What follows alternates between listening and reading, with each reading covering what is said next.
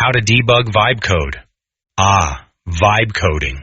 That beautiful, fast-paced world where you prompt an AI, like Cursor, Claude Code, or Bolt. Magic happens, a feature appears, and you feel like a wizard. Until the vibes go rancid, the code crashes, and you realize you have absolutely no idea how the code works, because you didn't write it.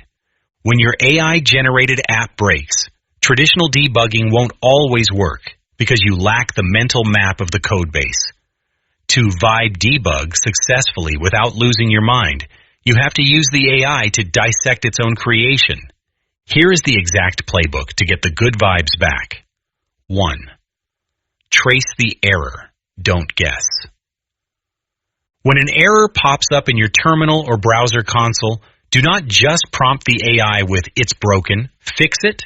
This triggers a dangerous loop where the AI guesses, writes spaghetti patches, and breaks 3 other things. Instead, use a structured prompt to isolate the issue. Plain text. Paste the exact error message and stack trace here. Review the codebase and answer. 1. What component or file is triggering this? 2. What state or variable is unexpected? For example, undefined.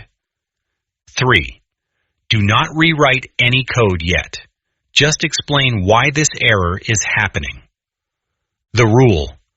Force the AI to diagnose the problem before it touches a single line of code.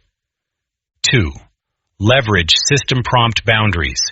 If your app was working fine and suddenly collapsed after adding a new feature, your AI has likely lost its architectural boundaries. It's starting to duplicate logic or put code in the wrong files. Reset its constraints by feeding it the structural rules. Establish a file blueprint. If you are using an IDE like Cursor or Windsurf, point the AI to your file structure. Say, we are strictly following a modular folder structure. Logic goes in /hooks, UI goes in /components. Do not mix them. Enforce dependencies.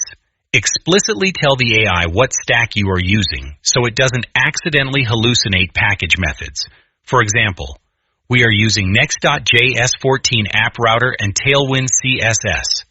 Ensure all imports match this ecosystem. 3. The rubber duck interrogation. Since you didn't write the code line by line, you need to quickly build a mental map of what the AI did. Highlight a confusing block of code or an entire file and ask, explain this file to me like I'm a junior developer. Tell me what the data inputs are, how the state changes, and what the expected output is. If the AI's explanation sounds overly convoluted, that's your cue to say, this is too complex. Refactor this file to separate the business logic from the UI components. 4. Run the sandbox loop. If you are using browser-based vibe tools like Lovable, Replit, or Bolt, and a feature isn't working right, the quickest path to debugging is isolation. 1. Revert to the last working state. Git or history rollback. Roll back to the last prompt where the app actually worked.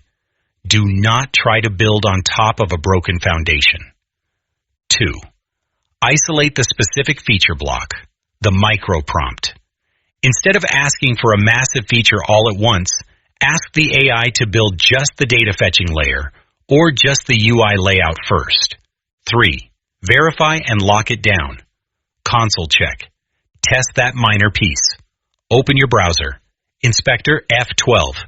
Check the console for warnings and ensure the vibes are clean before prompting the next step.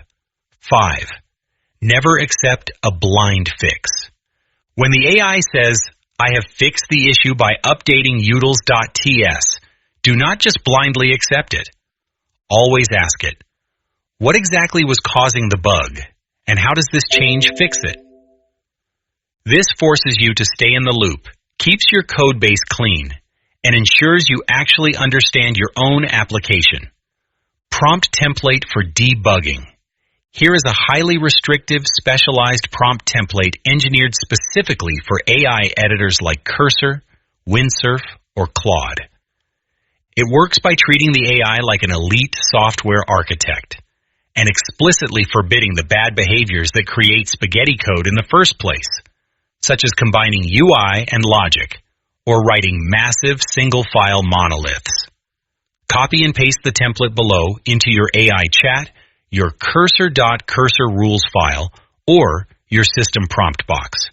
Markdown. You are acting as an elite principal software architect. Your mission is to refactor the provided code snippet/file into a hyper-clean, production-ready, modular architecture. Do not rush to write code. Follow this strict protocol sequentially. Phase 1. Analysis and blueprint. Do not output code yet. 1. Map out the architectural flaws in the current code. For example, tight coupling, side effects, state pollution, mixed responsibilities. 2. Propose a new modular file structure.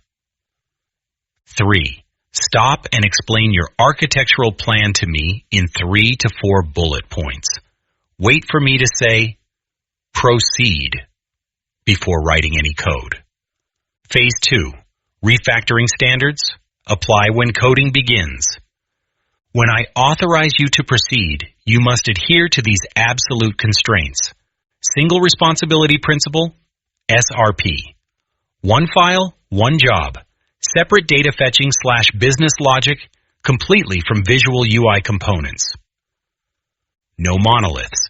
If a component exceeds 150 lines, abstract subcomponents or custom hooks out into their own dedicated files. Strict type safety. Use explicit, strongly defined types/interfaces.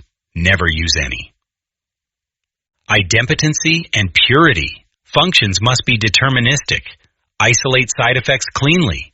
For example, inside use effects, actions, or services. Defense against regressions. Keep public AP.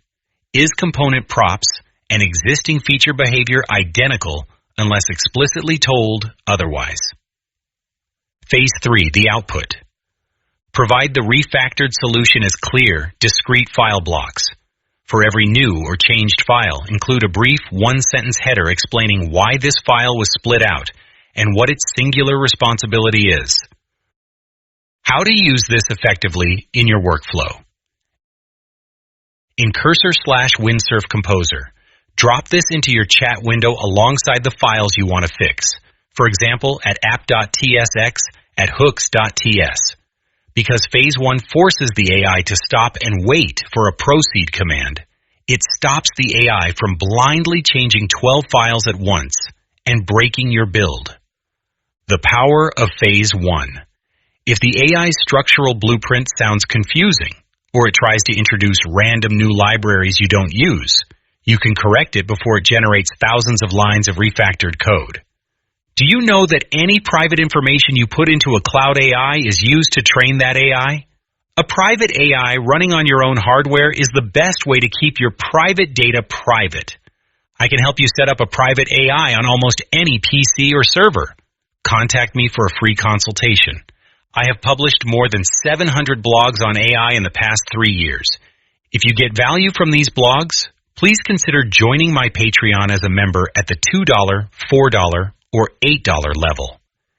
https://www.patreon.com/Steve Hovland.